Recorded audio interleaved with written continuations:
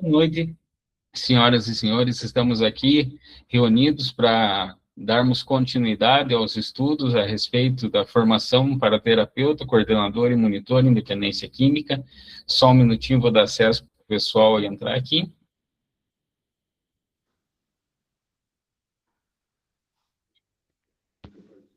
Então, gente, para iniciar, eu gostaria que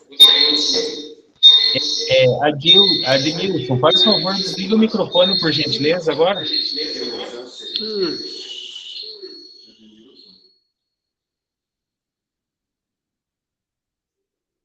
Então, gente, para iniciar nossa aula, eu gostaria de colocar alguns pontos de vista importantes para que a gente tenha um bom desenvolvimento na nossa aula. Vamos.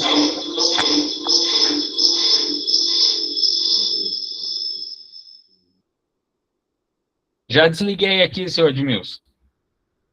Veja só, gente. Muitas vezes eu começo a aula, o pessoal começa a fazer diversas perguntas. Quando a pessoa faz as perguntas no começo da aula, eu tenho que parar a aula para responder a pergunta. Muitas vezes, no decorrer da aula, eu esclareço todas as dúvidas. Então, eu gosto de abrir o microfone para comentários, para tirar dúvidas, todos eles no final da aula. Eu explano todo o conteúdo, falo a respeito de todo o conteúdo, e daí depois eu abro para perguntas, discussões, questionamentos, sugestões. Ok para vocês? Dá um joinha aí para mim na tela de vocês aí para dizer que vocês estão entendendo o que eu estou falando. Beleza, beleza. Outra coisa que é importante é que quem está sem camisa e quem está fumando cigarro, não fume com a câmera aberta, porque nós trabalhamos com diversas unidades e tem unidades que não permitem o uso do tabaco, e daí você está fumando, vai disparar gatilho em quem está assistindo a aula. Né? Sem camisa é porque nós temos mulheres, é uma questão de respeito. Se as mulheres estiverem com decote muito comprido, fecha a câmera também, entende? Para que a gente possa focar na aula, né? Outra coisa interessante também, não, acho que é só isso mesmo. Tendo essas duas questões ditas, né? Eu vou me apresentar, meu nome é Reinaldo, sou terapeuta, sou estudante de psicanálise, estudante do mestrado na Universidade Estadual de Ponta Grossa, onde estudo o uso de drogas na sociedade contemporânea, né?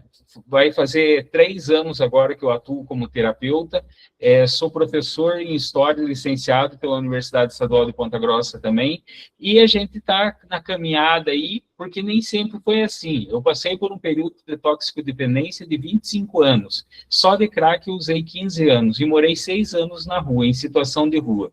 Então, eu estou aqui há 7 anos em sobriedade para dizer para vocês que é possível, e para vocês dizerem para os acolhidos de vocês que é possível viver em sobriedade.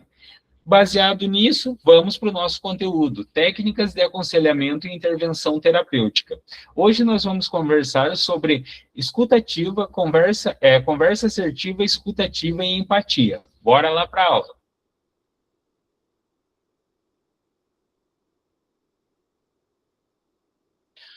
A comunicação assertiva, a escutativa e a empatia são habilidades que se complementam e que são essenciais para uma comunicação eficaz de inteligibilidade. Como seres humanos, nós vivemos sempre dependentes uns dos outros, né? Existem diversas correntes que pregam o individualismo, mas o individualismo não existe, né? Se você duvida de mim, basta você olhar para você mesmo. Foi você que fez a roupa que você usa, o celular que você está assistindo essa aula agora, então alguém fez, e essa pessoa que fez precisa do dinheiro que você disponibiliza no teu trabalho para que ela possa, com a família dela, sobreviver. Então, nós somos um conjunto de pessoas, né? Nós somos um grupo de pessoas, né? Dentro dessa questão, a inteligibilidade é a questão primordial para que nós consigamos falar e nos expressarmos para sermos entendidos, né? Então, com isso, nós temos toda a questão de interação social. Só que só existe interação social se tiver uma conversa assertiva, uma escutativa e uma empatia. Vamos analisar cada um desses termos. A comunicação assertiva está ligada à forma de abordagem do acolhido desde o primeiro contato com o terapeuta, seja da chegada em uma clínica, comunidade terapêutica ou atendimento individual.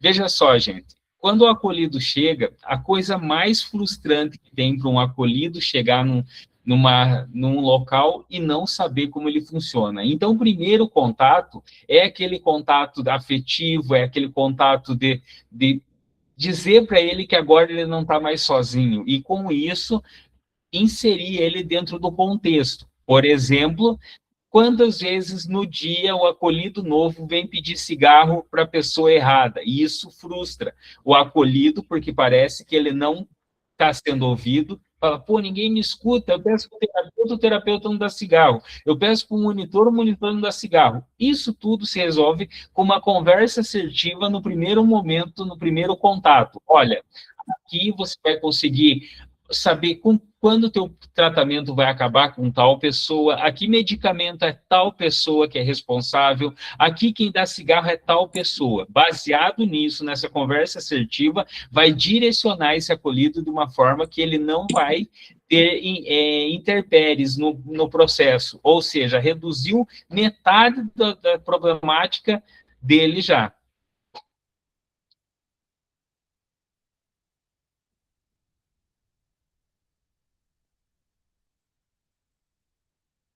A comunicação assertiva é a capacidade de se expressar de forma clara e compreensível, sem desrespeito ou agressividade. Então, quando nós falamos em conversa assertiva, não é uma conversa que vai determinar que você é a pessoa que sabe e o acolhido é a pessoa que tem que ouvir. Isso não existe mais. No tratamento humanizado, nós falamos de forma horizontal, ou seja, de igual para igual, não vertical, de cima para baixo, onde nós, como terapeutas, falamos e o acolhido simplesmente escuta e não tem interação nenhuma. O nome disso é método Oxford de ensinamento, e nós vamos ver lá com Bill e Bob, quando eles começaram a fazer o plano do AA, a primeira sacada foi essa, né? Que não pode ser de cima para baixo, tem que ser. Aqui eles desenvolveram o método de alcoólatra para alcoólatra. Então você só tem interação quando um outro alcoólatra te ouve, e isso foi uma grande sacada. Mas durante o decorrer do tempo nós tivemos diversos avanços dentro da área das dependências químicas, ok? Então conversar de forma horizontal é visualizar o indivíduo que está por trás da toxicodependência. Quem é aquela pessoa que está falando com você que usou substâncias psicoativas? Como é ele em casa, como é ele no trabalho? Isso é incitar uma comunicação assertiva. Você só vai acertar a pessoa, se você só vai conseguir interagir com a pessoa se você souber com quem você está falando. Se você não souber, não tem como você falar com quem você não conhece. É feita de forma objetiva e não causa dúvidas no receptor, com respeito e sem pré-julgamentos. Aqui fica uma lição aqui de humildade dentro da questão do âmbito terapêutico. Toda vez que um acolhido chega recaído, nós temos que acolher ele de uma forma muito especial, porque se nós começarmos com julgamento, nós vamos estar criando uma barreira, né, que vai quebrar o que nós chamamos nas técnicas de dependência química de vínculo terapêutico. Então, acabou o vínculo terapêutico, acabou a tua influência sobre esse acolhido. E nós lutamos o tratamento inteiro para manter o nosso vínculo terapêutico com o acolhido, da forma que foi, né? Porque no primeiro momento, quando o acolhido entra, ele olha para você e fala, poxa, esse cara consegue superar o problema dele, então eu também vou conseguir. E você olha para ele e eu tenho certeza que cada um de vocês que estão aqui nessa sala olham e falam, né? Igualzinho quando eu cheguei. Nossa, até o jeito de andar, mesmo jeito destruído, acabado, né? Todo arrebentado por causa do uso das drogas. Então, a forma de comunicação com respeito e sem pré-julgamento é fundamental para que nós estabeleçamos o vínculo terapêutico que nós temos que manter durante todo o nosso tratamento. O tratamento do acolhido, no caso, né? E a escutativa? É a capacidade de ouvir o que a pessoa tem a dizer com empatia e respeito. Quando você ouve a pessoa que está chegando, veja só, gente, a toxicodependência animaliza o indivíduo. O que isso quer dizer? Quebra todas as estruturas, por exemplo, alimentação, horários, todo o processo de estrutura cognitiva dessa pessoa é afetada. E a primeira coisa a ser afetada é essa, logo depois a sua influência, junto com a sua influência social, o isolamento. E no isolamento, ninguém ouve ele, a não ser outro tóxico dependente. Substâncias compulsivas como o crack não permitem interação com outras pessoas, a não ser que seja para fazer o uso das substâncias. Pessoas que estejam no uso da substância, né? Você conversa com outra pessoa simplesmente para conseguir o dinheiro, os benefícios que você precisa para usar a substância. Mas dizer que você vai sentar e trocar uma ideia com uma pessoa, vou conversar com um amigo meu que não faz uso da substância e você fazendo uso do crack, por exemplo, é impossível, né? Não existe essa possibilidade, né? Envolve prestar atenção plena ao que está sendo dito sem interrupções ou julgamentos. Muitas vezes, nós ansiosos para poder ajudar esse acolhido, a gente começa a não disparar de ideias antes mesmo do acolhido começar a falar. E isso é totalmente errado, porque nós bloqueamos a pessoa que precisa falar. Então, tem que deixar o acolhido falar, deixar ele se expressar, contar os traumas, contar os problemas, para que daí nós consigamos fazer uma interação junto com esse acolhido, ok?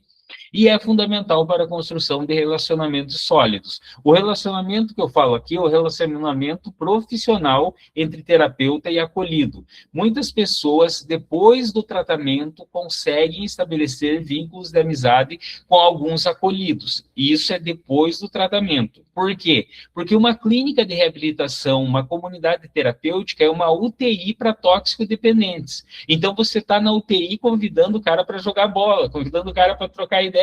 E não funciona dessa forma. Ele está totalmente ambivalente e com indícios de craving constante. Então, nós vamos estudar isso mais para frente, mas esse princípio é fundamental entender a distância do terapeuta para o acolhido. Do terapeuta, quando eu digo terapeuta, é monitor, coordenador, para o acolhido, né? Nós vamos estudar isso ainda hoje. E a empatia é a capacidade de se colocar no lugar do outro para compreender seus sentimentos e pontos de vista. O que isso quer dizer? Quando um acolhido relata uma história para você de uma agressão policial, você sente a violência da polícia nele? Se você está sentindo o horror que foi, você consegue entender o que é empatia. Porque não adianta se colocar no lugar do outro com o teu olhar. Porque se você fizer isso, você vai olhar para uma pessoa que perdeu família, para uma pessoa que perdeu amigos, para uma pessoa que perdeu respeito, dignidade, consideração, sem contar todo o seu vínculo espiritual e todo o resto das percas, e você vai dizer, isso é fácil de resolver. Por quê? Porque você está olhando com o teu olhar. Então, você não ajudou o acolhido e ainda disse que o problema dele não é nada. Isso não pode acontecer. Então, nós devemos sempre primar pela questão da empatia, de sentir o que a pessoa está falando. Se uma pessoa conta que foi assediada, né, uma mulher que tá falando para você que teve diversos casos de assédio, de abuso sexual. Se você não sente o nojo que ela sentiu, você não está sentindo empatia. Você está olhando para ela com o teu olhar e lá no fundo você vai pensar, isso é fácil de resolver. E toda vez que você disser essa frase para você mesmo, você tem que parar, respirar e repensar o que é fácil para a gente, né? Porque o que é fácil para a gente não é necessariamente fácil para outra pessoa. É indispensável para construir relação de respeito e consideração. Junto com a questão da conversa assertiva e da escutativa, a empatia vem fortalecer o vínculo terapêutico. E nós vamos olhar um pouquinho sobre a transferência e a contratransferência. A transferência é o que o acolhido nos transmite, e a contratransferência é o que ele aprende conosco, né, como terapeutas. Isso é uma técnica de psicanálise. E é fundamental para liderar com eficácia e promover um ambiente de confiança e colaboração. Não tem como você exercer uma posição de liderança e colaboração se você não entende a dor que o outro está passando. Mas acredito que todo mundo que está aqui nessa sala hoje e você que está assistindo esse vídeo, você sente, senão você não estaria fazendo um curso para monitoria, terapia e coordenação, ok?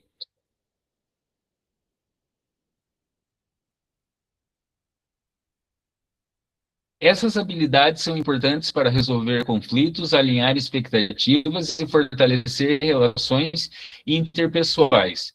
Patrícia Lepre, psicóloga do Hospital Universitário de Londrina, no Paraná, e Mariana Nilsen, ouvidora do mesmo hospital, falam que o comunicar é constante. Como assim, Reinaldo? Veja só.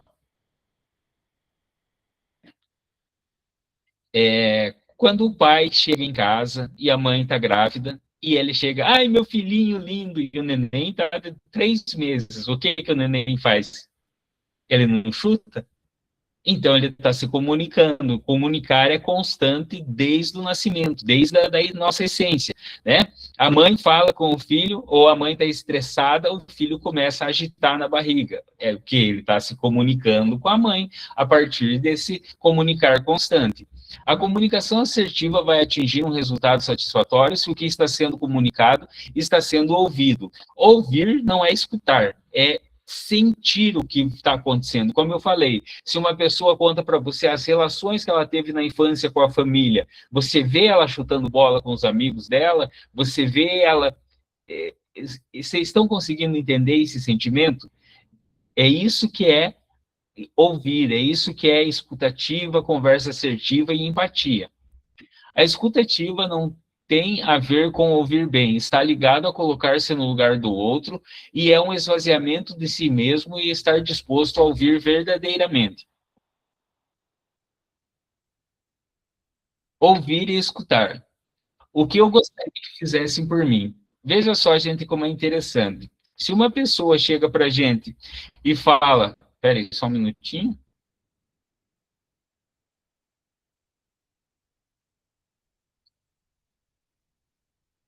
Se uma pessoa chega e fala para a gente, eu estou com dor de cabeça, a nossa primeiro impulso é falar para a pessoa, toma uma aspirina, toma um paracetamol, toma um remédio para dor de cabeça, não é verdade? A escuta ativa, ela vai um pouquinho além disso, porque se você parasse um pouquinho mais para ouvir e perguntasse para a pessoa, mas por que você está com essa dor de cabeça? E ela falasse para você, eu não sei, eu acho que de manhã eu tomei um café com leite e eu sou intolerante à lactose, acho que o leite não tinha lactose. Vocês entenderam que a partir de uma simples palavra, uma simples frase, você entende agora que o remédio que ela precisa não é um remédio para dor de cabeça, é um remédio para problema estomacal, ou seja, um eno, epocler. Entenderam? A partir de uma simples ativa, assim, apenas um processo a mais, uma paciência, uma calma, uma tranquilidade. Christian, eu vou desligar teu microfone aqui que está ligado e está dando eco aqui, ok? Às vezes é necessária a ajuda de uma terceira pessoa. Muitas vezes o nosso convívio terapêutico é cheio da rotatividade, ele tem muita rotatividade. Então, o acolhido chega agora, 3 meses está saindo, 6 meses está saindo, 9 meses está saindo, a cada processo desse muda todo o perfil da clínica e entra acolhidos novos, com ideias novas, com posturas diferentes e muda novamente. Então, é necessário, às vezes, uma terceira pessoa para auxiliar na interpretação da fala do acolhido. Como assim? Vamos supor que tem um acolhido de 20 anos. O certo é que você continue os estudos para que você consiga interagir com qualquer idade de qualquer forma. Isso é um talento teu. Mas para amanhã vocês atuarem na clínica de vocês, se tiver algum acolhido que esteja passando por essa situação, você já tem uma ideia nova de como agir. Por exemplo, um acolhido de 20 anos chegou, é hiperativo, conversa, fala, se expressa todo através de gíria. É um jovem normal, de 20 anos, 25 anos. Só que você tem 50. Então, a linguagem é a mesma. Aqui vai a segunda lição de humildade dentro do aspecto terapêutico, trabalhar em equipe. Nesse sentido, eu posso chegar e falar para uma pessoa que é mais jovem, por exemplo, né? Chego, João, tem como você vir aqui comigo para mim conversar com esse acolhido? E você chega, coloca a tua ideia, e se ele não entender da forma que você falou, a outra pessoa vai interagir. além de você resolver o problema do teu acolhido com a questão da interpretação do que ele está falando, você estabeleceu um vínculo mais forte com o teu colega de equipe, porque você pediu a ajuda dele, logo entende-se que também você vai precisar ajudar ele também um dia que ele estiver precisando. Isso gera um sentimento de união, de irmandade, de apoio profissional. Agora, para vocês que não são, que nunca atuaram ainda como terapeutas, sabe aquele medo que dá daquela briga, sabe aquele medo que dá daquele RF é risco de fuga, sabe? Vai acontecer. Eu não estou gorando você. Eu estou falando que vai acontecer porque nós vivemos num meio totalmente conflituoso. Então, o conflito vai acontecer.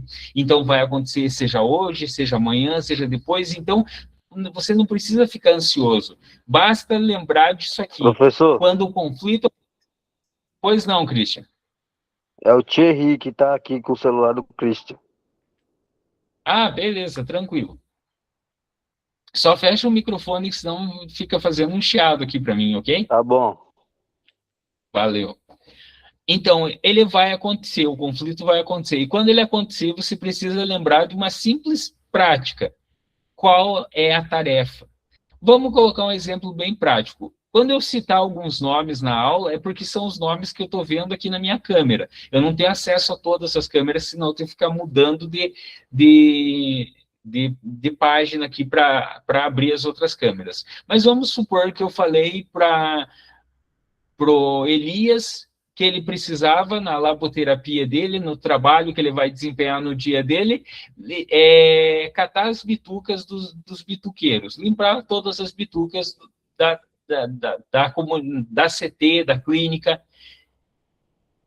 E falei para a Joelma que ela precisa limpar o quarto. Então, a Joelma ia limpar o quarto e o seu Elias ia limpar as bitucas, né? Foi limpar o bituqueiro. Só que dentro desse processo, geralmente, o trabalho que acaba antes é limpar o quarto. Então, a dona Joelma terminou a limpeza do quarto, foi lá, acendeu o cigarro e foi fumar. E o Elias estava...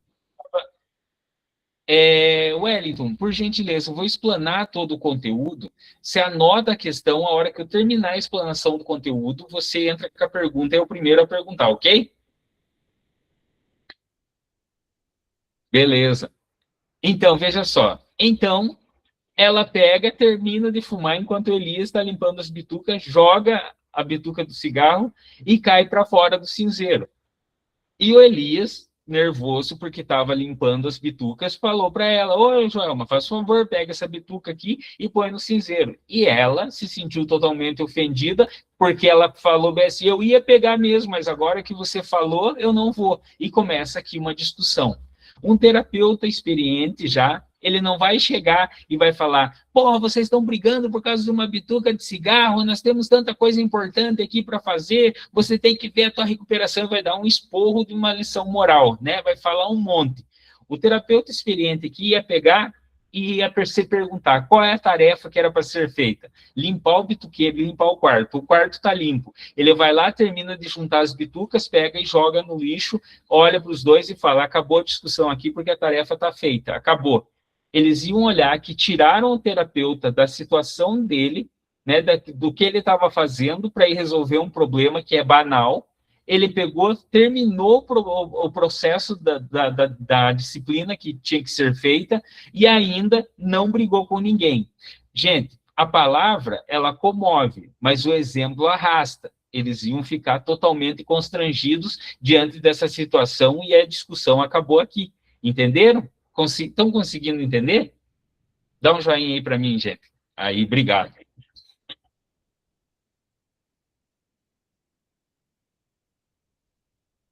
Você precisa entender que a outra pessoa chega até uma clínica, uma CT ou até um atendimento terapêutico cansado, porque de todos os lugares do mundo que ela imaginou que a droga levaria, um tratamento terapêutico seria o último lugar. Todo mundo, todo mundo não, mas na grande maioria, as pessoas se envolvem com a toxicodependência geralmente para inserir-se em grupos, né? Tem a demanda, tem a oferta perto da sua localidade e ela para se inserir no grupo que já está no uso porque conhece alguém na escola, e dentro da saída da escola já fica aquele grupinho, no grupinho estão fumando cigarro, do cigarro vai para uma cerveja, e a história que vocês já conhecem bem, essa história, né? Cada um conhece, e é a mesma história, o codependente, né? Se tiver alguém que é codependente assistindo, também conhece, o pessoal da área da saúde também conhece. Então, como fazer para explicar isso dentro do tratamento? A melhor forma que tem de explicar isso dentro do tratamento, eu utilizava uma técnica que era pegar uma bituca de cigarro, colocar dentro de uma caixinha de fone de ouvido, embalar com um pacote meio transparente, não que seja totalmente transparente, mas um pouco transparente, que dê para ver que é um fone de ouvido. Eu chegava e fazia uma dinâmica de grupo, e reunia o pessoal no círculo e falava, eu estou trabalhando com vocês há alguns meses aqui, eu senti a vontade de dar um presente para um acolhido. E você fala, mas eu só vou dar esse presente para quem me der o melhor discurso. E daí você vai ver que vai sair cada discurso lindo. Você tem que me dar essa caixinha de fone de ouvido, porque eu faço todas as tarefas, eu participo de todas as reuniões, eu sou a pessoa mais assídua em todos os locais, e você escolhe realmente a melhor. Quando você escolheu o melhor acolhido, você chama ele lá na frente e fala para ele abrir o presente dele. E quando ele abre, o que tem dentro da caixinha? Uma bituca de cigarro. E aqui você puxa o gancho para falar. Não foi assim que todos nós compramos as drogas? Como um grande presente que resolveria todos os nossos problemas, que solucionaria as nossas dificuldades, as nossas falhas, se agregaria a nossa vida de uma forma positiva, e não era uma bituca de cigarro? Conseguiram entender a dinâmica? Beleza. O terapeuta precisa se dispor a ouvir, e junto com a prática da escutativa está a questão da observação do comportamento corporal do acolhido. Por trás do sujeito drogadicto tem uma história lidando com seu extremo. Dá um joinha aí para mim na tela quem consegue observar quando um acolhido está em crise de abstinência. Como que a gente consegue observar? Pupila dilatada, sudorese, quero ir embora que já estou bom, não preciso mais do tratamento, mas não foi semana passada que a pessoa veio, então nós temos que estar atento a esse tipo de indícios. A pessoa vem, chega para você com um olhar fixo, pupila dilatada, as veias do pescoço geralmente fibrilando, quer dizer que a pessoa está tendo uma crise de abstinência. Então, nós temos que estar atento para a forma corporal que esse acolhido apresenta para nós. Você chama ele para a sala do terapeuta, ele senta. Quando ele senta, o que ele começa a fazer? Tremer a perna, não para cruzada de um lado, vai para o outro, mexe para o outro lado e não para quieto nenhum momento. Isso quer dizer que ele está totalmente instável. Né? Então, você consegue visualizar isso por trás daquela feição, daquele rosto, daquele semblante que ele está demonstrando. Então, você consegue visualizar o que está ocorrendo dentro da cabeça desse acolhido, simplesmente com um olhar mais crítico a respeito da sua postura.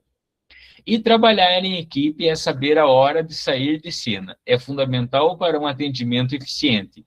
Em hipótese alguma, você vai poder perder a cabeça na frente do acolhido. Se você chegar a xingar um acolhido, seja sozinho, seja na frente dos outros acolhidos, você acabou com o teu vínculo terapêutico, né? E não vai se restabelecer nesse tratamento dessa pessoa. Você acabou com o vínculo terapêutico. Mas, Reinaldo, como que eu faço? Eu estou estressado. É exatamente isso que você tem que fazer. Saber pelo processo que você está passando. Se você está realmente estressado, nesse dia, você tem que conversar com o teu coordenador e falar para ele, olha, essa semana foi puxada, eu gostaria de ficar umas 2, 3 horas lá embaixo, né, ou no espaço dos terapeutas, para dar uma refrescada na minha mente, que eu estou estressada. Porque o que acontece? Vem o acolhido falar com você, pedir cigarro.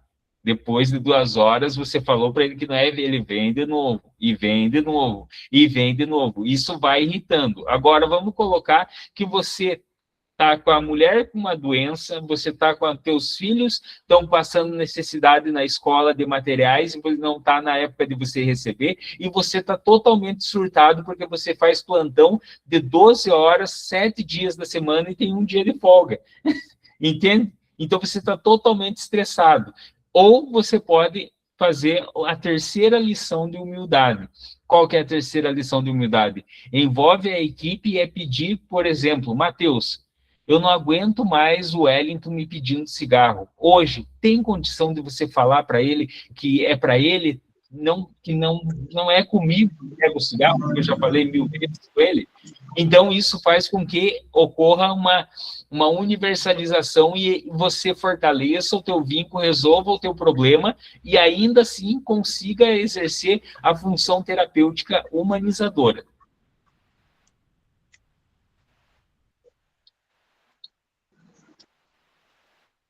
Muitas vezes, gente, tem alguém com o microfone aberto aí. Fátima, por gentileza. Obrigado. Muitas vezes os terapeutas novos assumem a função de chefe, de dizer o que é certo e o que é errado.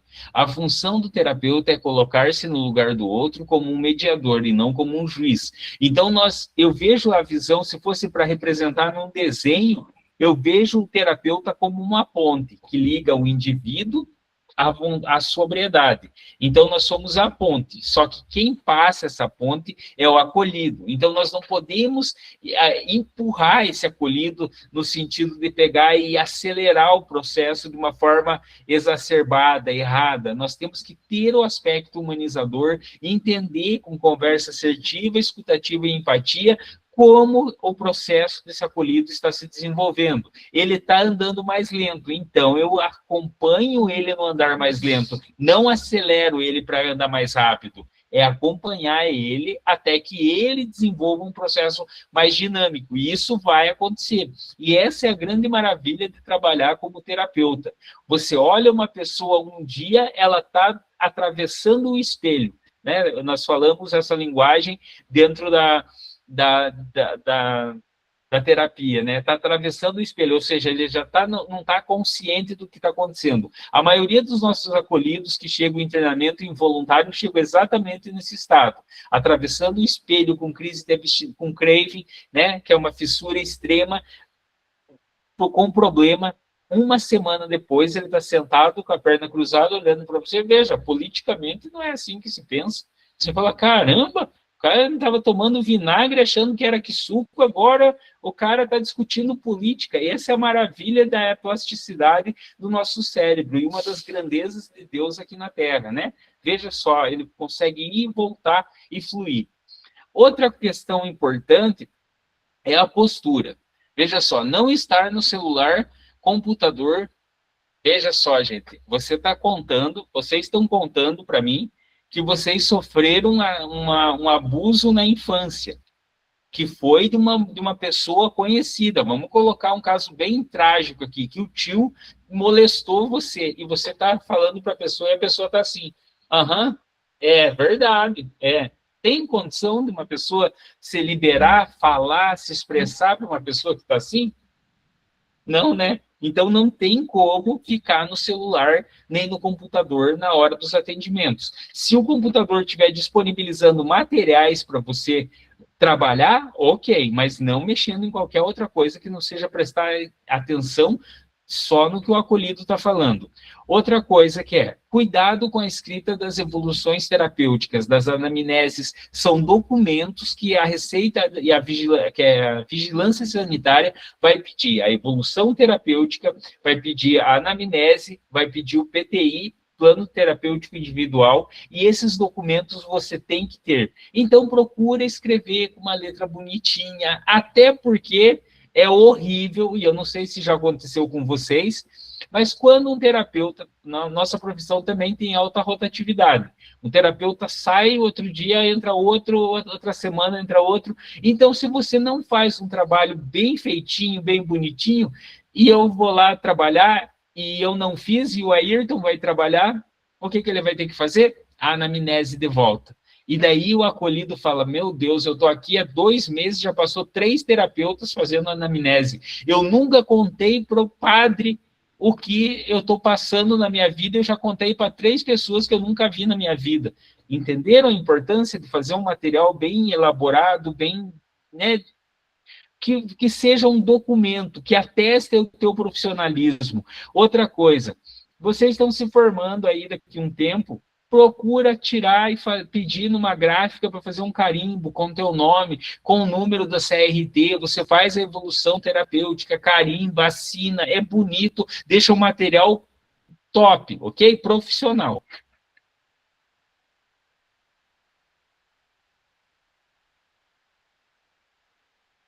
Eu trouxe uma pessoa aqui para ajudar a gente, né, a conversar a respeito de conversa assertiva, escutativa e empatia. O nome dele é Marshall Rosenberg, e ele é o inventor da comunicação não violenta, né? E ele nos aponta alguns caminhos para uma comunicação assertiva, para uma escutativa e para uma empatia. Marshall Rosenberg é ninguém mais, ninguém menos que neto de Mohammadas Gandhi, o pacificador da Índia. Entende? Ele o avô dele pacificou um país através da não violência, entende? Só que ele tinha um probleminha na infância dele. O pai dele, né, saiu da Índia, foi para os Estados Unidos e eles foram morar no Brooklyn quando ele era pequeno. E ele, por ser indiano, ele não era negro e não era branco. E daí ele foi morar no Brooklyn e tinha o racismo dos negros para os brancos e dos brancos para os negros.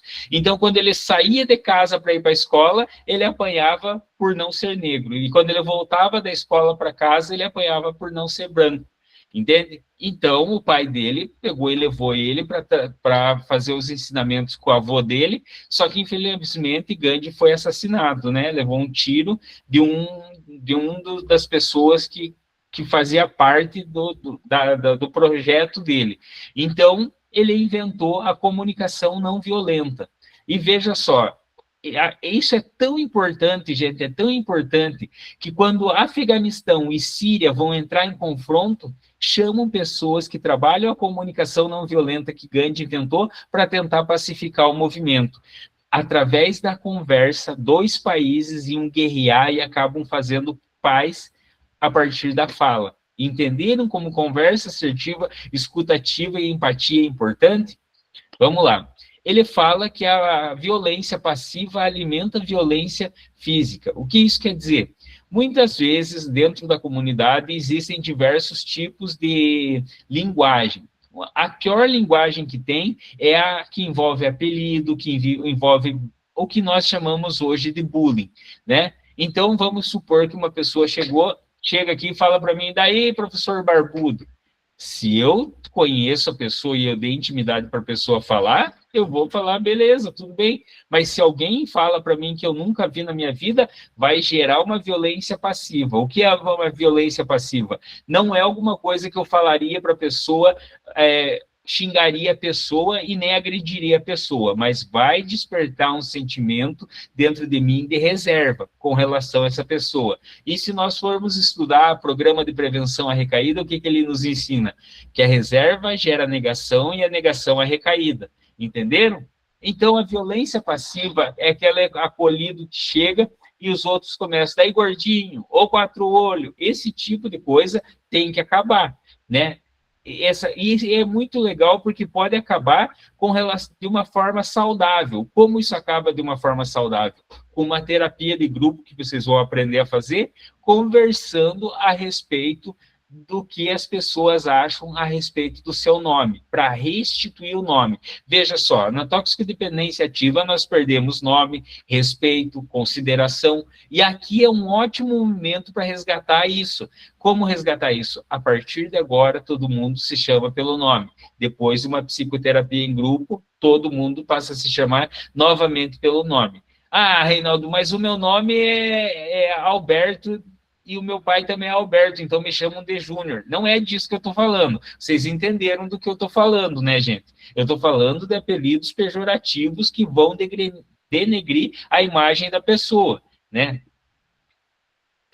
Palavras são janelas ou são paredes, nos condenam ou nos libertam. E quantas vezes nós tivemos aí na vida da toxicodependência ativa em internamentos que terapeutas foram a nossa parede. Então, quando isso parte de uma liderança como um terapeuta, como um monitor, ou como um coordenador, o coordenador, o monitor chegar para o acolhido e falar, daí magrão, a pessoa nunca deu liberdade para ele falar isso e é muito pior. Então, isso pode travar o tratamento e quebrar vínculos terapêuticos, ok?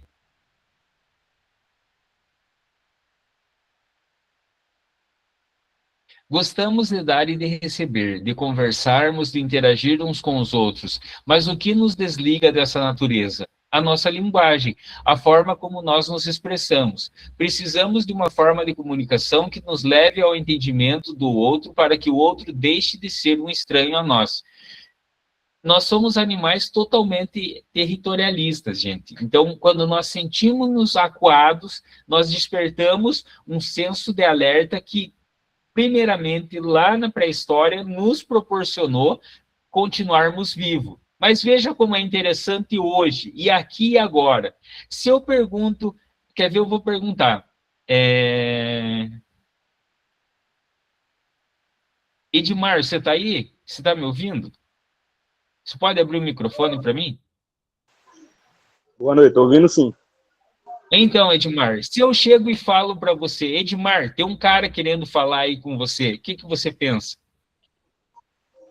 Ficou meio acuado. Não dá uma sensação estranha? Eu falei um cara. E se eu chego e falei, Edmar, teu amigo está aí querendo falar com você, não é diferente?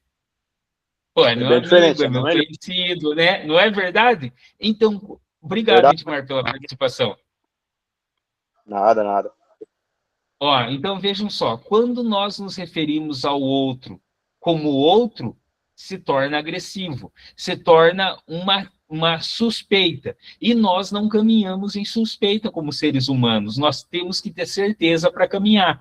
Agora, quando eu falo que é um amigo, uma pessoa que me conhece, que tem um vínculo, que é um igual, acaba as agressões, vira brincadeira, vira festa, e isso é maravilhoso. Então, nós temos que trabalhar de uma forma que nos leve a ver o outro como nós mesmos. Na fala, ao invés de ser repetitiva e automática, tem que tornar-se respostas conscientes. Então, não adianta. Aqui vocês estão fazendo um estudo. O estudo que vocês estão fazendo é um norte para o caminho que vocês vão percorrer. Lembrando que nós trabalhamos do Iapoque a Chuí, de leste a oeste, todo o território nacional. Então, tem realidades extremamente diferentes. Aqui nessa sala, com 18 alunos, tem realidades extremamente diferentes. Dentro desse processo, você tem que adequar dentro do que é viável, dentro do que é possível ser implantado na tua área. Nós não fazemos uma cartilha para que você não saiba mais viver sem ela. Nós fazemos um ensinamento para que, a partir desse ensinamento, você crie o teu método terapêutico, o teu método de monitoria, teu método de coordenação para atuar dentro do âmbito que você vive. Quando aprendemos a nos comunicar, ouvir nossas ansiedades mais profundas e as dos outros, percebemos o outro em nós.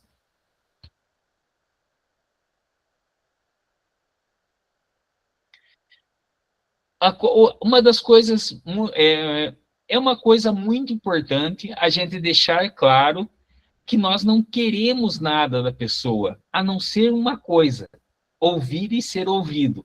Entender e ser entendido. É isso que é a nossa função terapêutica. Nós não estamos aqui para fazer a pessoa parar de usar droga. É ela quem vai parar. Nós estamos aqui para demonstrar como ela consegue, entende? Para apontar caminhos para ela, mas quem vai percorrer o caminho é ela. Então, deixando claro que o que nós queremos é ouvir e ser ouvido, não tem nenhuma pendência, não fica como se fosse exigindo atitudes das pessoas, ou da mesma forma recebendo exigências, que você tem que ser o melhor profissional. Não, Você não precisa ser o melhor profissional. Para falar a verdade, nós não precisamos de uma pessoa que seja um Superman, um terapeuta que é um Superman, né? Até porque Superman é louco porque ele coloca a cueca por cima da calça, não sei se vocês perceberam, né? Mas nós precisamos de uma pessoa que seja muito mais Jesus Cristo, que tenha apoio, intimidade, vínculo, que viva a vida com o outro. E é isso que nos torna terapeutas. Para uma comunicação que gere assertividade, Marshall Rosenberg inventou 4 pilares, né? A observação, o sentimento, a necessidade e o pedido. Vamos ver como que isso fica na prática. Roberto, quando vejo você interromper as reuniões de grupo com assuntos aleatórios, eu fico preocupado, porque tua vida está correndo perigo nas drogas. Você poderia deixar esses comentários para depois que a reunião acabar? Eu me expressei com observação, com sentimento, com necessidade e com pedido. Não ficou muito melhor que falar, fique quieto na reunião? Não é assim que muitas vezes a gente perde o controle e é exatamente dessa forma que a gente age. Por impulso, nós agimos dessa forma. Agora, se nós fizermos uma observação, tiver um sentimento, ocorre a necessidade, e com a necessidade um pedido claro. Então, aqui está uma conversa assertiva, escutativa e empatia aplicados na prática.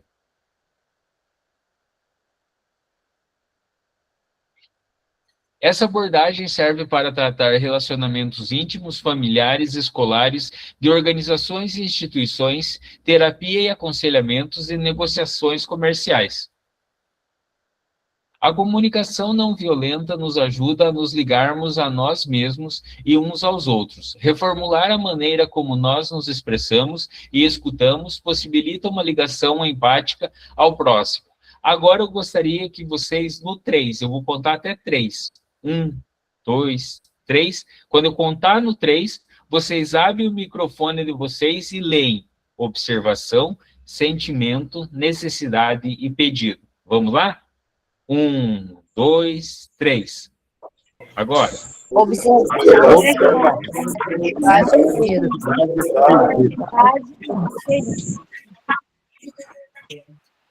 Ok. Então, esse é os pilares que Marshall Rosenberg. Necessidade e pedido. Esses são os pilares de Marshall Rosenberg para comunicação não violenta.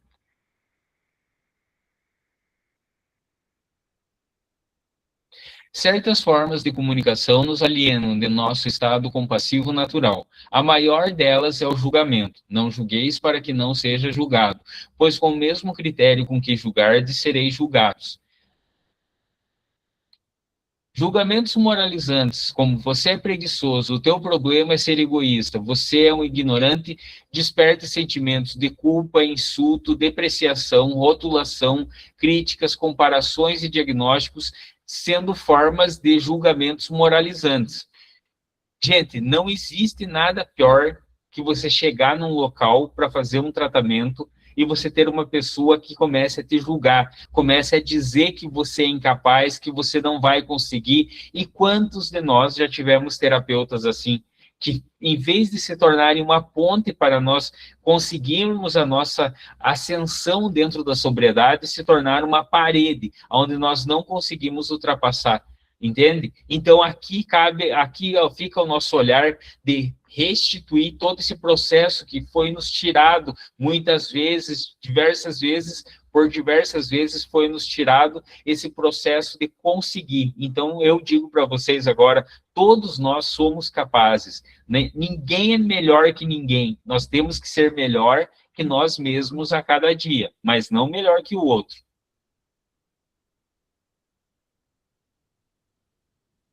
Analisar os outros é, na realidade, uma expressão de nossas necessidades e valores. Se meu colega atenta por menores, ele é chato. Se sou eu que exagero demais, os outros são desorganizados. O exemplo do filho do outro. Vocês já viram falar no filho do outro? O filho do outro é o seguinte, o filho do outro é drogado, sem vergonha, jaguara, vagabundo, irrecuperável. E o teu filho? Tóxico, dependente em recuperação. Só mais um adicto sóbrio por hoje. Não ficou diferente? Então, nós temos que levar a nossa intenção de trabalhar não com o filho do outro, mas com o nosso filho, entende? Com a nossa outra visão do espelho. Lembrando, nós já vamos chegar na questão da distância terapêutica, mas tem que ser um sentimento um sentimento genuíno, que desperte essa possibilidade de que o outro vai conseguir. Eu sei que vocês acreditam que todos podem, e é verdade, todos podemos, entende? Então, nós não podemos deixar que isso morra no nosso coração. O dia que essa semente morrer, acaba nosso trabalho como monitores, coordenadores e terapeutas.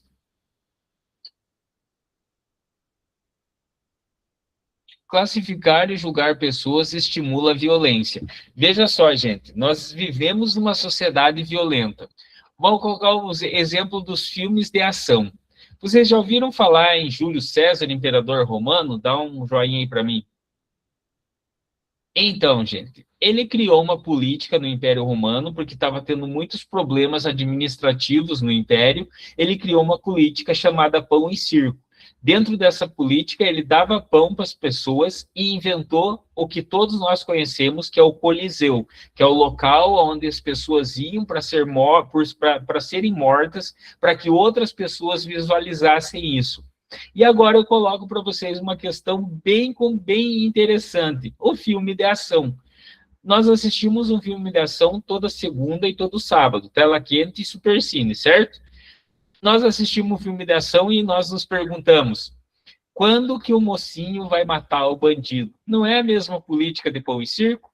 E não é no sábado e na segunda-feira para que o trabalhador descanse do seu trabalho? Então, se é para descansar, ele não vai criticar. Então, se ele não vai criticar, ele está vivendo uma política de pão e circo. Isso não quer dizer que você não pode assistir um filme de ação.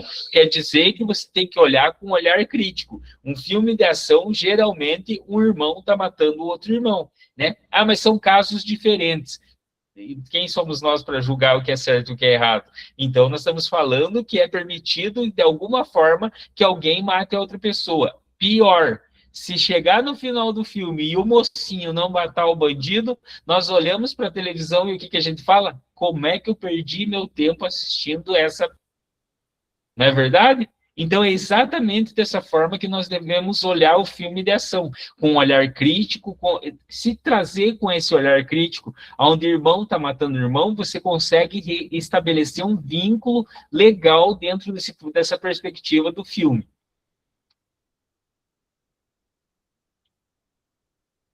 A melhor solução é substituir uma linguagem de falta de escolha por outra que reconheça a possibilidade de escolha. Veja só, quantas vezes, né, quando nós estamos no trabalho terapêutico e somos responsáveis pela ligação, no sábado, o acolhido vem para nós sexta-feira à noite. Ó, Reinaldo, posso fazer o telefonema amanhã cedo? Pode fazer. 7 horas da manhã, antes do café, quem que chega perto de você? O mesmo acolhido. Vai dar para mim fazer aquela ligação? Vai dar. Ele faz a ligação, meio-dia, quem que chega a falar com você? O mesmo acolhido. Falando o quê? Esqueci de pedir o cigarro. Não é verdade? Então, como resolver um problema desse? Ele realmente esqueceu de pedir o cigarro, mas como resolver?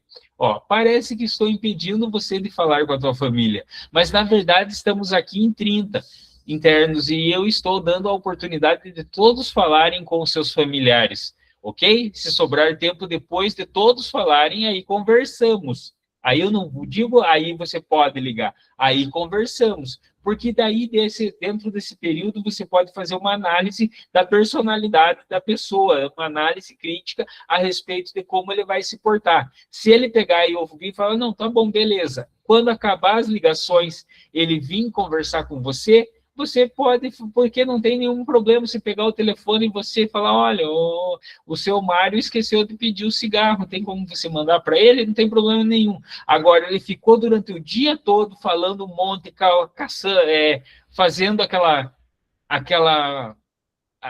trazendo aquele clima desagradável, falando que os terapeutas não se importam com ele e tudo, sendo que a culpa foi dele, você pode chegar e falar, não, você vai ficar sem cigarro e a semana que vem você tem que prestar atenção melhor no que você está falando, porque daí ele está comentando um processo dentro de toda a clínica e causando mal-estar em todo mundo, entende? Só que uma linguagem com conversa assertiva, escutativa e empatia vai falar que isso é a última situação, entende?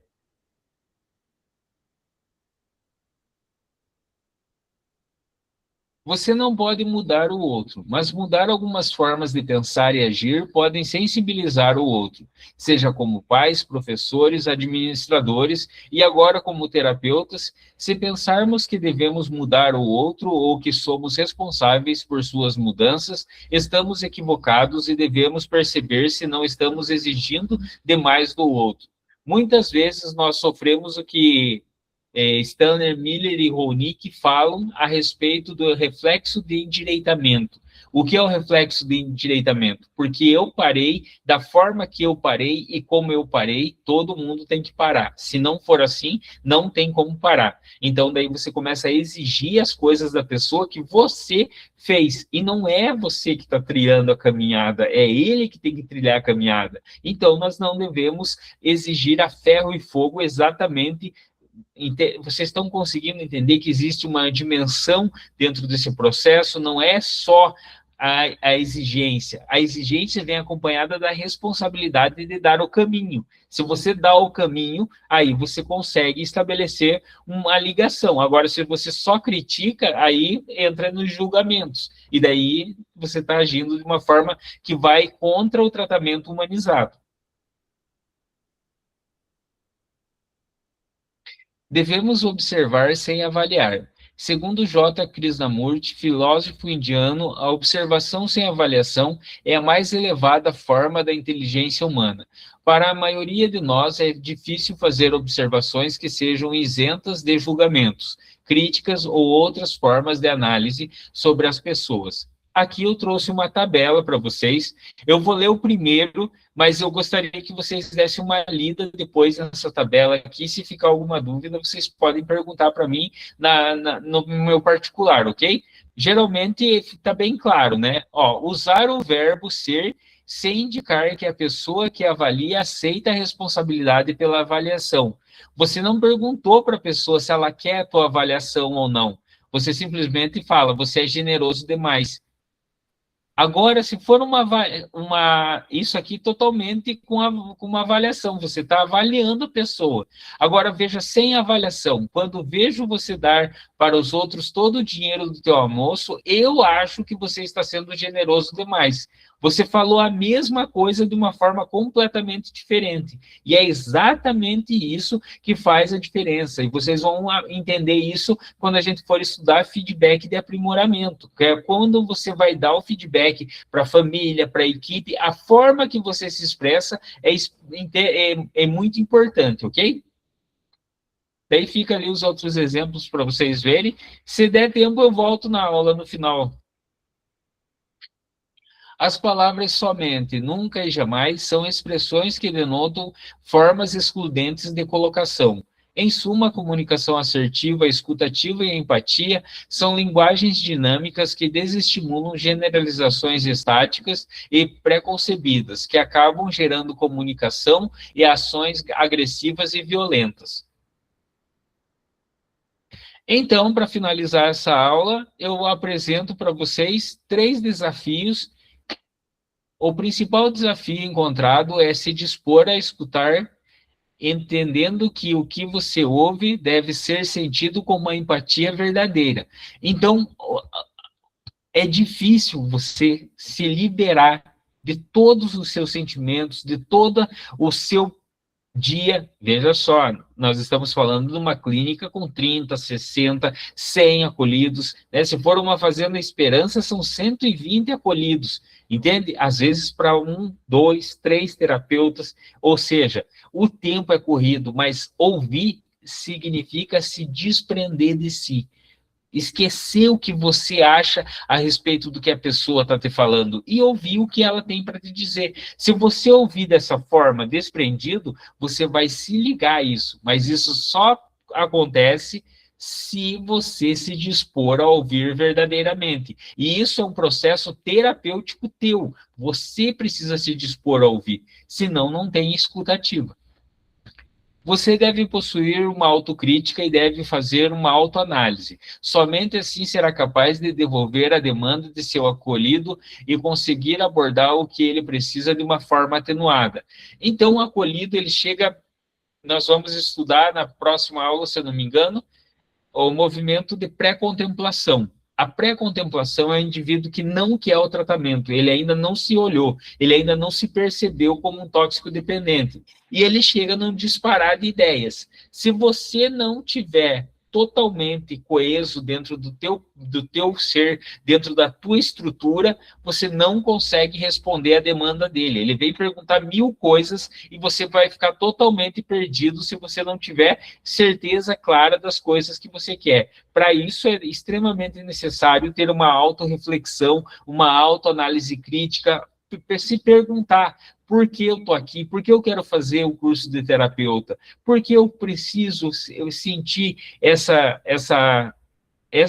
parte da minha toxicodependência? Porque é parte da toxicodependência, parte da codependência, ajudar as pessoas, buscar o âmbito profissional da terapia. O terapeuta deve saber filtrar informações recebidas. Para isso, deve estar antenado com o que está acontecendo ao seu redor. Só tem um jeito de você estar antenado com o que acontece ao seu redor. Se você não for aquele terapeuta que só fica na sala, só fica fazendo a ligação, só fica entregando cigarro. O terapeuta, ele tem que circular pela clínica, entende? A monitoria tem postos fixos, a monitoria fica em locais onde você consegue ver todo o movimento, mas o terapeuta, ele precisa andar pela clínica. Aí lá no quarto daquele acolhido que não foi assistir reunião, percebeu a conversa de todos os acolhidos, como que tá. As melhores evoluções terapêuticas que eu fiz dentro da minha carreira estavam todas baseadas no pátio, porque no pátio você vai ver a pessoa que está falando em fugir, você vai ouvir a pessoa que está querendo tratamento, você vai ouvir a pessoa que não gosta da clínica, entende? É dentro desse processo que você vai encontrar as verdadeiras chaves para você conseguir exercer a tua profissão. E para finalizar, eu trago três sugestões. Para se ter uma ideia da real dimensão da conversa com o acolhido, sugere-se repetir em forma de pergunta o que o acolhido falou. Então, o acolhido chegou e começou a contar a sua história, né? E foi contando, falando dos seus problemas em casa, dos seus problemas com a esposa, depois com o seu problema que virou situação de rua, e ele termina falando: e eu fui agredido. Daí você pergunta, daí você pergunta para ele: então você foi agredido? Daí isso quer dizer que gera um feedback, que você ouviu o que ele estava falando e terminou com a afirmativa dele: eu fui agredido. E você pergunta: você foi agredido? Aí entende-se que que você ouviu tudo que ele falou. Isso é show, porque dá confiança no âmbito terapêutico. A distância permitida, como nós estávamos falando, do acolhido para o terapeuta é não tão próxima que quebre o vínculo terapêutico e não tão distante que não gere o sentimento de transferência e contra-transferência. Reinaldo, dá um exemplo para nós disso aí. Um terapeuta, quando eu iniciei meu trabalho terapêutico, eles falaram, era proibido dentro da clínica nós nos envolvermos com os acolhidos de forma pessoal, ou seja, passar número de telefone, né, pegar referências fora da clínica. Só que aconteceu que um terapeuta fez amizade com um acolhido dentro do processo terapêutico, e quando esse acolhido saiu, ele convidou o terapeuta para ir comer um churrasco na casa dele. O terapeuta foi, só que como nós temos alta rotatividade dentro da clínica, uma semana depois que o terapeuta foi na casa desse acolhido, o acolhido voltou para o tratamento. O terapeuta foi falar para ele que não era para ele fumar, ele olhou para o terapeuta na frente de todo mundo e falou bem assim: que, cunhado, você foi lá em casa, pegou minha irmã, comeu da minha comida e agora eu não posso fumar cigarro? E daí, como é que faz? Como é que faz para manter uma distância terapêutica agora? E isso já aconteceu. Você já permitiu, porque você já foi, já criou um vínculo total, e ele saiu, foi e ficou com a irmã desse acolhido. Entenderam como é complicada essa situação? Então, não tão próxima que aconteça isso, e não tão distante que você seja o mestre dos magos. O terapeuta mestre dos magos é aquele, né, quem não conhece, depois dá uma pesquisada aí, Caverna do Dragão. O mestre dos magos é um velhinho que só chega a dar trabalho para os meninos perdidos. Ele nunca chega a dar uma solução. Ele sempre chega trazendo um problema. É aquele terapeuta que está só na sala, fazendo só atendimento dentro da sala, que não vai para os quartos, que não conversa com os acolhidos. É o terapeuta que só está na sala. Então, quando ele chega, todo mundo já fala, ih, vai ter problema. Não pode ser esse tipo de terapeuta, porque isso quebra transferência e contra-transferência. Você está tão distante do teu acolhido, mesmo estando do lado dele, você está tão distante que acaba com a transferência e contra-transferência.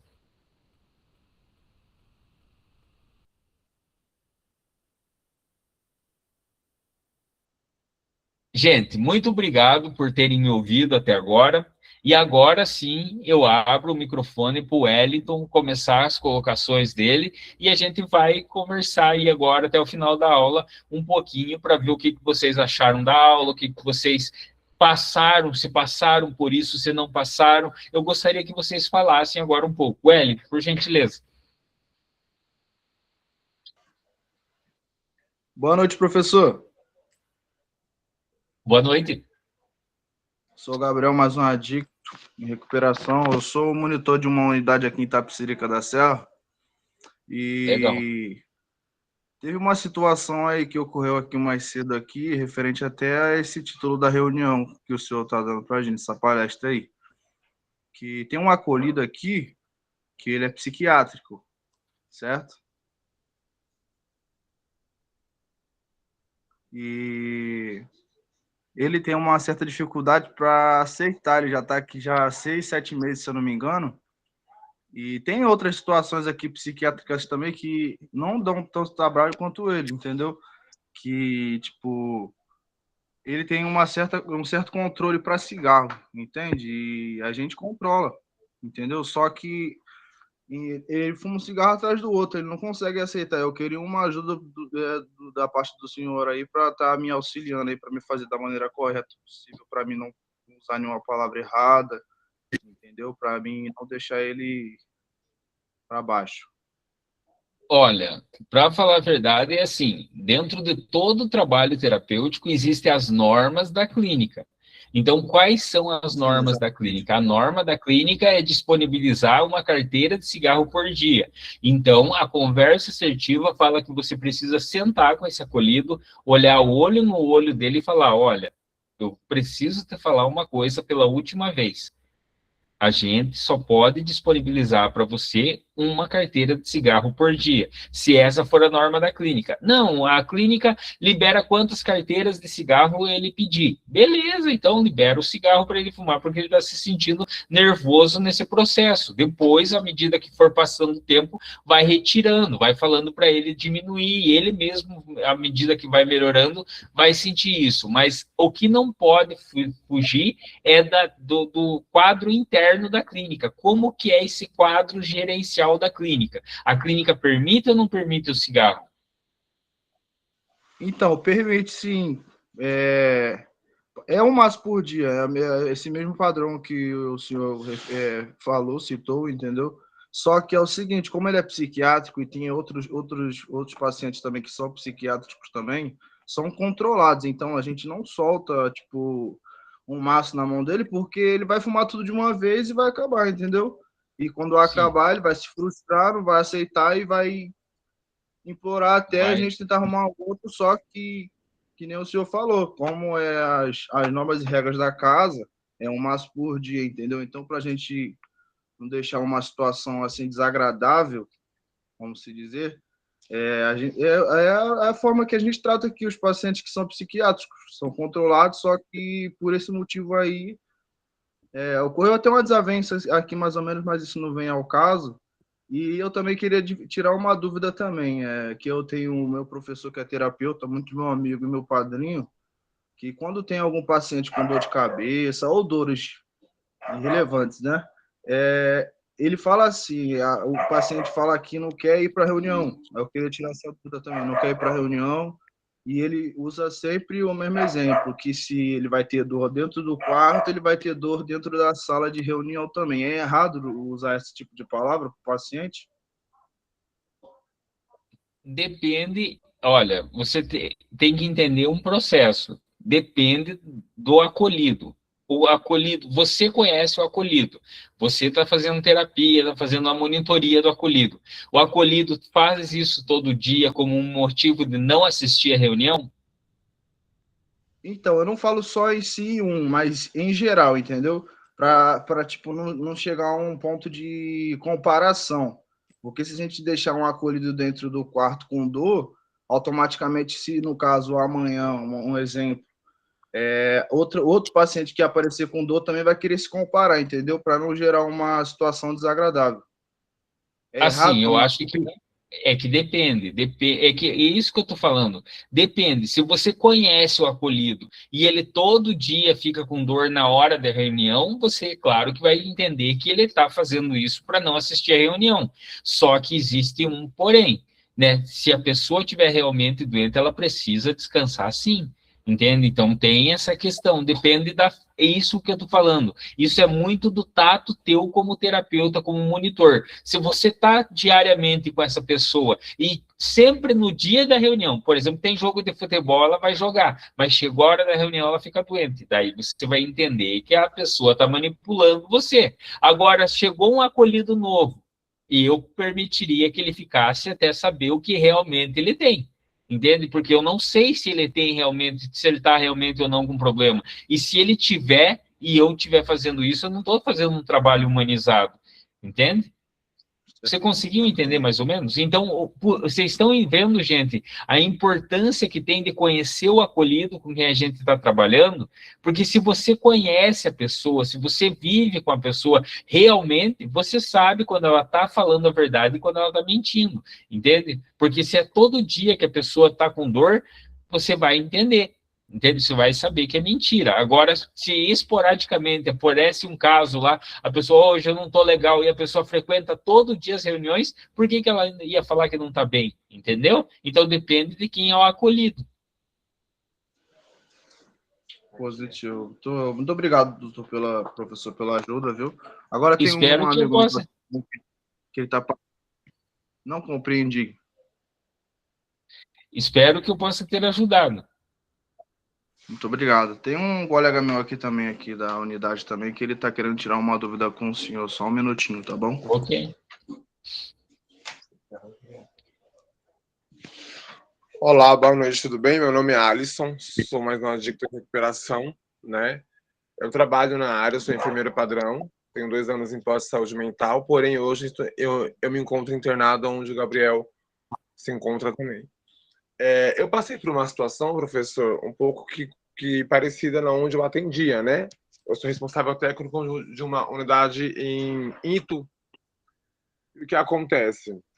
Existe-se a dor e existe-se... Fecha para mim, por favor. Existe-se a dor do paciente, né? E existe-se a manipulação. Em uma dessas ocasiões, o que aconteceu? O paciente só era liberado para estar em repouso se o enfermeiro, né, o liberasse. E o que aconteceu? Lá tinha uma pessoa, né, que hoje não faz mais parte, que trabalha com a gente, que tudo para ele era o quadro de abstinência. E não, existe-se a abstinência e existe-se a precisão, a necessidade de um descanso mental. Porque quando o paciente ele chega na unidade, ele precisa de um acolhimento, ele precisa de um abraço, ele precisa de uma orientação, ele precisa de uma empatia e de uma hombridade, como o senhor falou, correto? Sim. E não só apenas... Só um momento, por favor. E não só apenas, sabe, tipo, né, de uma devolutiva, Gente, isso não... Calma aí, professor, só um momento. Calma aí, gente. Não.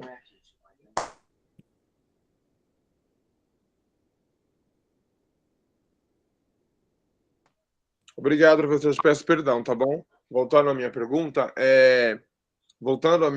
né? E o que acontece? O paciente, ele precisa ser amparado, né? E não ser chacoteado.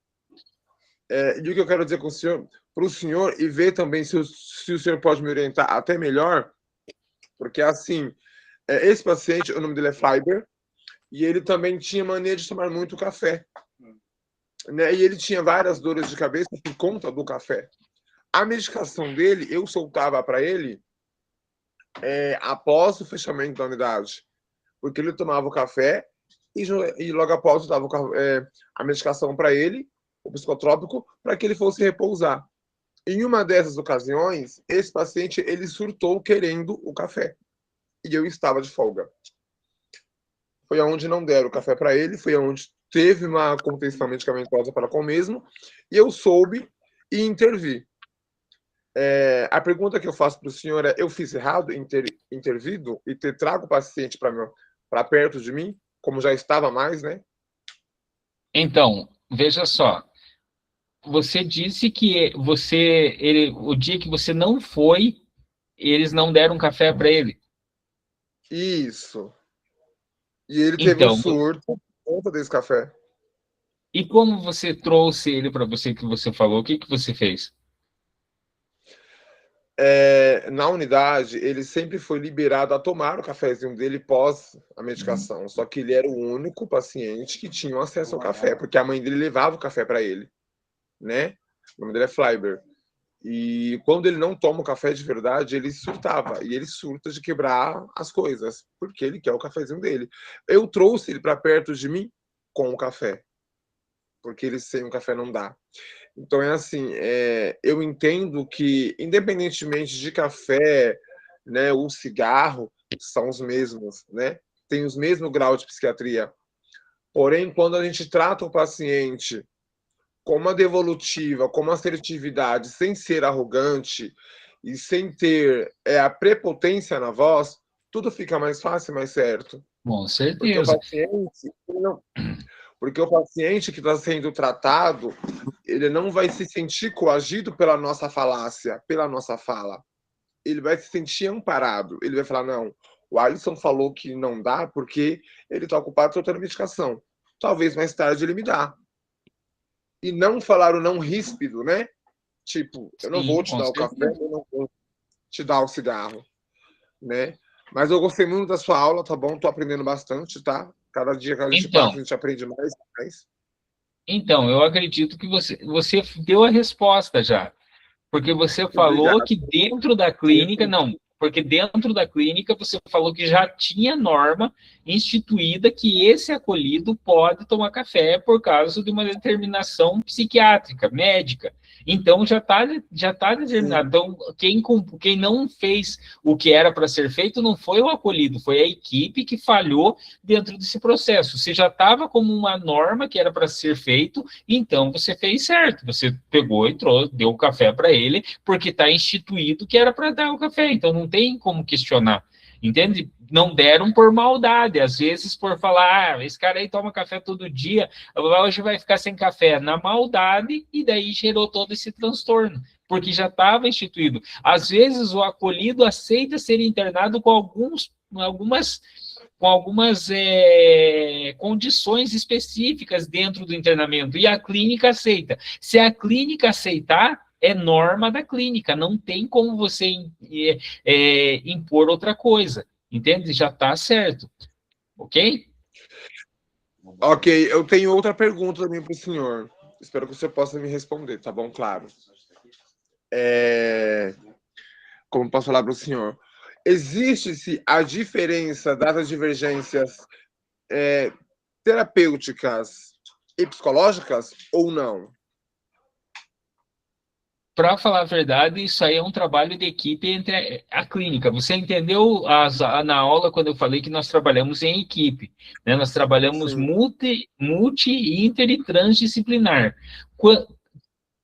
com certeza vai ter algumas divergências de profissional para profissional, mas dentro da equipe não pode ter divergência. Essas divergências ficam restritas às pessoas e o que elas sentem e não e como trabalhar. Por isso que eu falo que o terapeuta precisa fazer terapia, precisa se autoconhecer para que não aconteça essas divergências e influenciar na decisão dele dentro do grupo como um todo.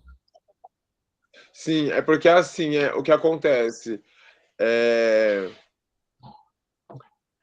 Eu passei por uma situação meio que parecida, porque existe-se, né, o PAS ou PIA, né, de toda a comunidade terapêutica, onde vem ali toda a devolutiva de cada profissional, correto? E assim, acredito eu que assim, o enfermeiro, ele também tem a sua anamnese e a sua evolução quinzenal, que era o meu caso, não onde eu trabalhava.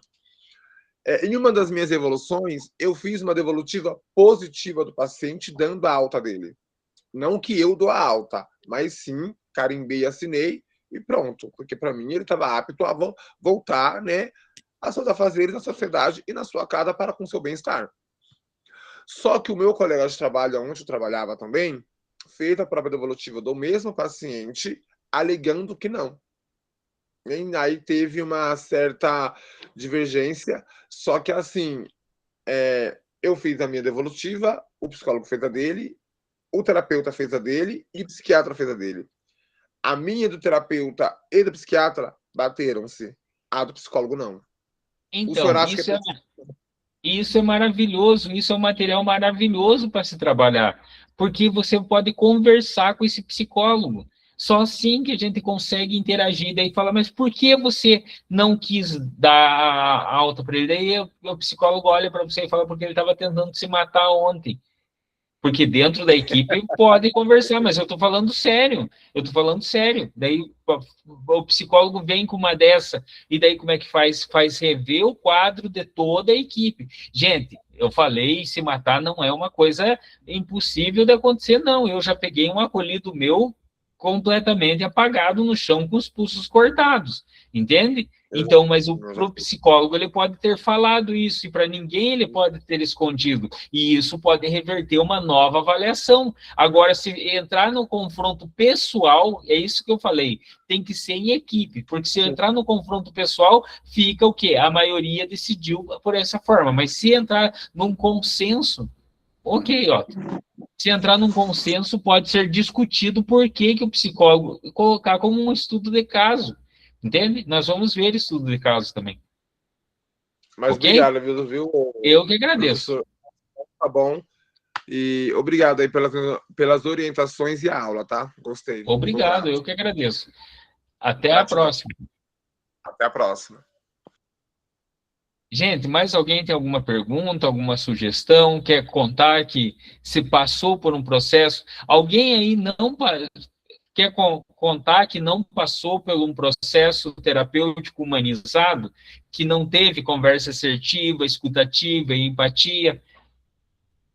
Alguém gostaria de colocar? As pessoas mais de idade, que já fizeram tratamento antes, né, pessoas mais velhas, que fizeram tratamento antes desse aspecto humanizado. Tem alguém aí que gostaria de falar como que era o tratamento antes do trabalho humanizado?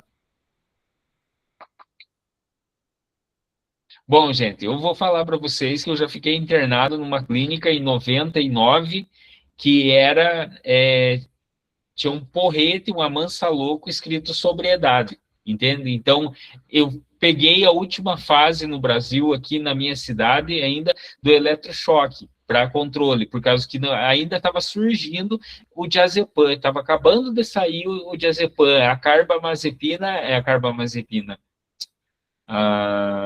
O Gardenal era o medicamento mais utilizado em casos psiquiátricos, e tudo era caso psiquiátrico, tudo era medicamentoso dentro de clínicas. Eu estou falando de uma clínica que eu participei, por causa que eu eu fui interno do Hospital Psiquiátrico Franco da Rocha, que é bem da época manicomial, onde tinha um modelo asilar, que era um modelo onde a pessoa ficava isolada, não tinha visita, não tinha interação, ficava lá, as pessoas para fazer visita ficavam de um lado do espelho, de um lado do vidro, a pessoa ficava do outro, era tudo fechado, os pátios, tinha a ala manicomial junto, que é pessoas que são completamente esquizoides, e esse procedimento era até 99.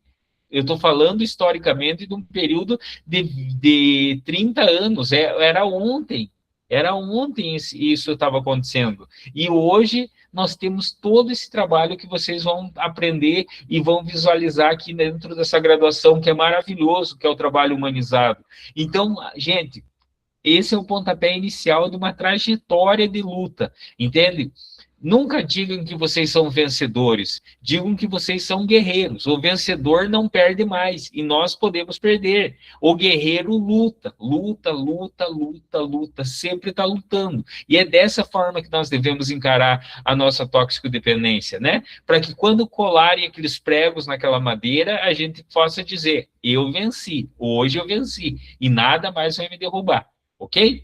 Muito obrigado pela participação de todos vocês. Eu acho que vai dar tempo de ler o quadro lá, gente. Ninguém mais mesmo quer fazer nenhuma colocação, sugestão, apontamento? Não? Então vamos lá, ver se dá tempo da gente ler o quadro. Opa! Pode levantar a mão e falar. Pode abrir o microfone e falar. Otto.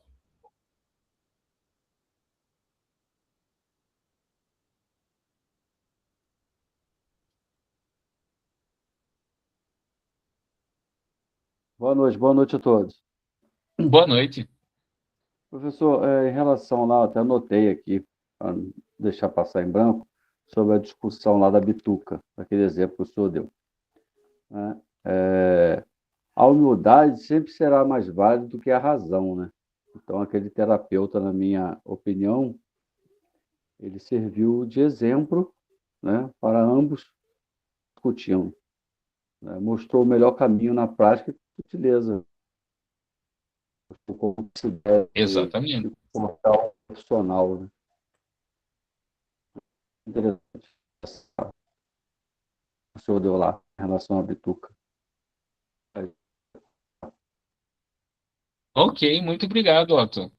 Cortou um pouco o que você falou, mas a gente entendeu que é exatamente isso que você falou. Através do exemplo, o terapeuta demonstrou que é o certo e o caminho certo a se resolver o conflito. E sempre assim, através do exemplo, nós mostramos através de qual é a tarefa a ser feita. Então, resolveu o motivo da discussão, acabou a discussão. O motivo da discussão era a bituca fora do cigarro, porque foi falado para se limpar as bitucas. Então, acabou a discussão, porque a tarefa está resolvida.